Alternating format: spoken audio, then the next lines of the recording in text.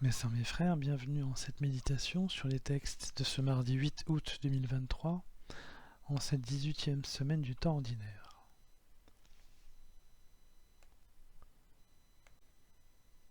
Aujourd'hui, nous faisons mémoire de Saint Dominique, fondateur de l'ordre des prêcheurs. Dieu nous parle directement. Mesurons-nous cette liberté? L'honorons-nous d'une confiance entière? Habituellement, Dieu parle aux prophètes par des songes, dans des messages qu'il faut interpréter. Je renvoie par exemple à Jacob ou à Joseph. Mais avec Moïse, Dieu parle directement, face à face, comme le rappelle le texte de Nombre de ce jour, lorsqu'il est dit « Quand il y a parmi vous un prophète du Seigneur, je me fais connaître à lui dans une vision.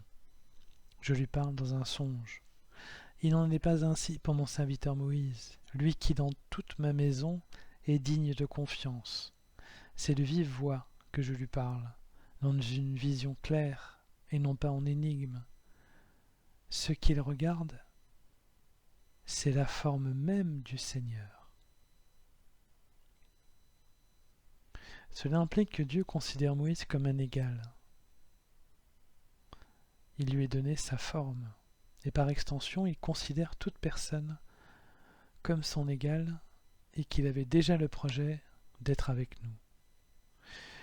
Mais il fallait une progression, car le peuple n'était pas en capacité de recevoir une parole directement de Dieu en raison de sa peur de Dieu, comme nous l'avions vu dans les lectures des jours précédents.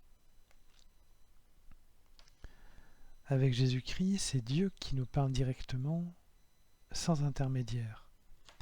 Dieu s'adressait à Moïse en raison de son humilité, nous dit le texte de Nombre de ce jour. Or Jésus est le serviteur par excellence, celui annoncé par les prophètes comme le serviteur souffrant, qui lava les pieds des apôtres la veille de sa mort et qui s'est sacrifié pour l'humanité entière. Il recevait donc directement du Père ses paroles, car il vit dans le Père et le Père vit en lui. En Jésus-Christ se réalise l'humilité et la soumission complète et l'accomplissement complet. Jésus est la parole de Dieu, comme au jour de la création, comme le rappelle le prologue de l'évangile de Jean. Sa parole est près de nous, au point que nous vivons avec elle tous les jours de notre vie.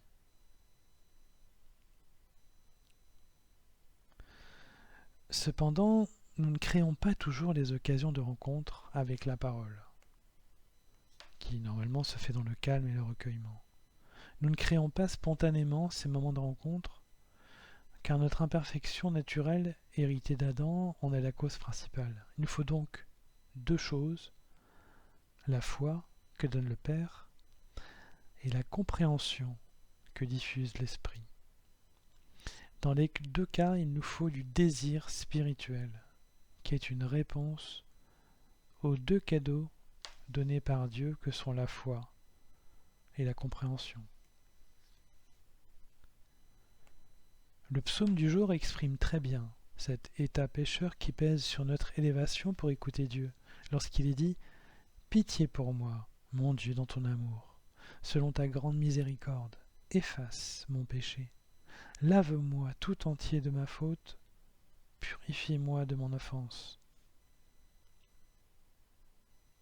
Notre péché nous empêche en effet d'être à l'égal de Dieu. Il nous faut la foi en Jésus-Christ qui efface nos péchés pour nous hisser à la sainteté de Dieu.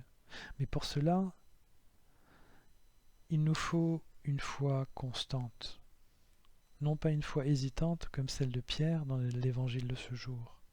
Les apôtres ont peur sur la mer, en particulier lorsqu'ils voient quelqu'un marcher sur l'eau. Alors Pierre demande à Jésus, qui les a rassurés, « Seigneur, si c'est bien toi, ordonne-moi de venir vers toi sur les eaux. » Jésus lui dit, « Viens. » Pierre descendit de la barque et marcha sur les eaux pour aller vers Jésus. Mais voyant la force du vent, il eut peur. Et comme il commençait à enfoncer, il cria « Seigneur, sauve-moi » Aussitôt Jésus étendit la main, le saisit et lui dit « Homme de peu de foi, pourquoi as-tu douté ?» Il nous faut donc lutter contre ce que l'état de nature nous donne depuis Adam, mais il faut aussi affermir notre foi. Souvent les deux vont ensemble. Pierre hésite et reprend peur, car notre faiblesse nous redonne très vite de mauvais réflexes. Seule la confiance en Jésus-Christ nous permet de quitter notre état de nature pour atteindre un état de grâce et ainsi de nous dépasser. Mes sœurs, mes frères, Dieu souhaite, depuis la création du monde, vivre avec nous. Il le fait de manière progressive sur plusieurs siècles. Le fait de s'adresser directement à Moïse est une façon d'annoncer qu'il s'adressera directement au peuple par Jésus qui vivra la vie que nous avons. C'est cela qui nous fait progresser spirituellement. À nous d'en montrer le désir.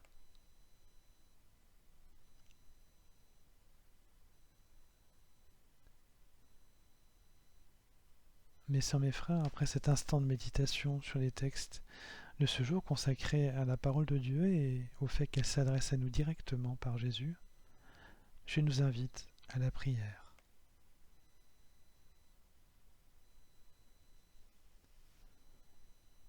Ô Père, tu as voulu nous parler, nous faire l'égal de toi.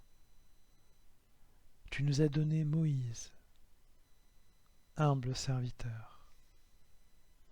Mais tu es allé plus loin.